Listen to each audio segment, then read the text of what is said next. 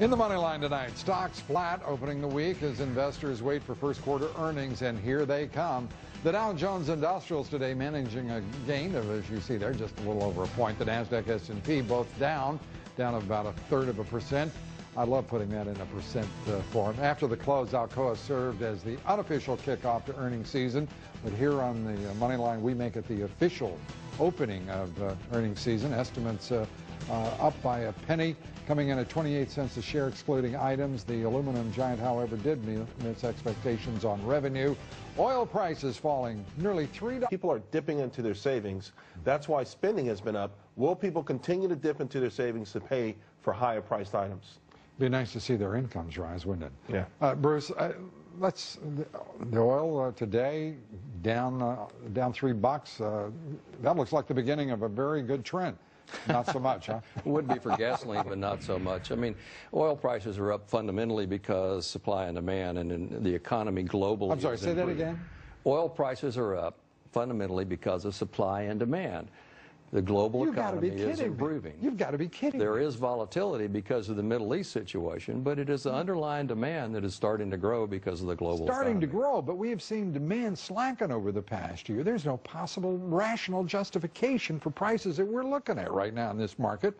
If discounting all of the speculative margins that are in that market, I mean, good grief. Well, but that's what's happening today, is you're getting that speculation because of the Middle East turmoil. And that's what's driving the volatility right now. That's why it's 100 plus instead of, say, 80 or 90 bucks. Here's my problem. And I don't know about you, Charles, but here's my problem with it. And I love the oil and gas industry. I love the energy industry.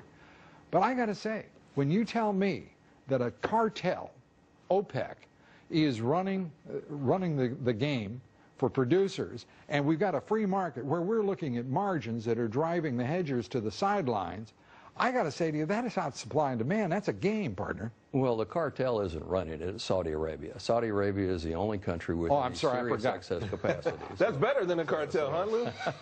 I feel a lot better now. Now I know who's running the cartel. By the way, I used to fly with the Saudi royal family to OPEC, so I got a sense of who's running what. Who's really running it. And it's right. OPEC, and it's a cartel, and they're driving it from the producer side. And we know what's happening with the markets. I mean, this is... One thing I will say is Saudi Arabia is smart. I mean, listen, they go back to 1980. They don't want to kill the goose that laid the golden egg.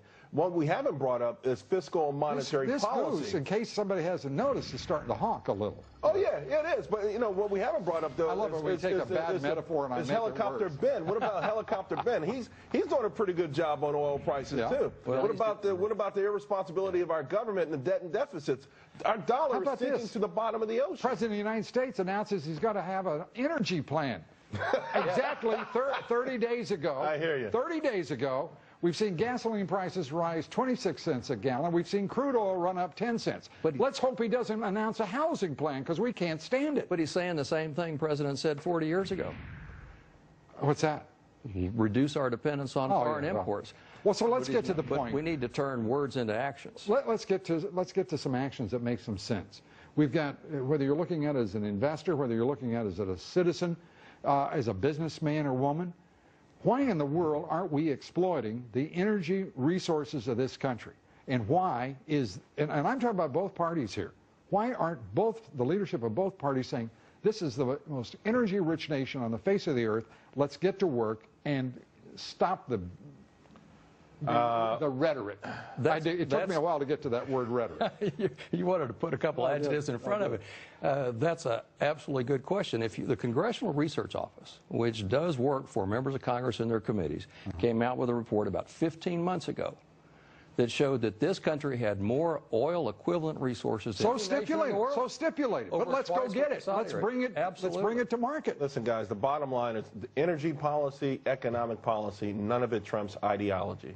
Right now, listen, the president wants us all to drive the Volt. So far, they've sold 1,500 of them. That's the ultimate goal. And guess what? The only way to get Volt, for me, they're going to have to make it bigger, but the only way to get us in a Volt is for gas to be $5, $6 a gallon, period.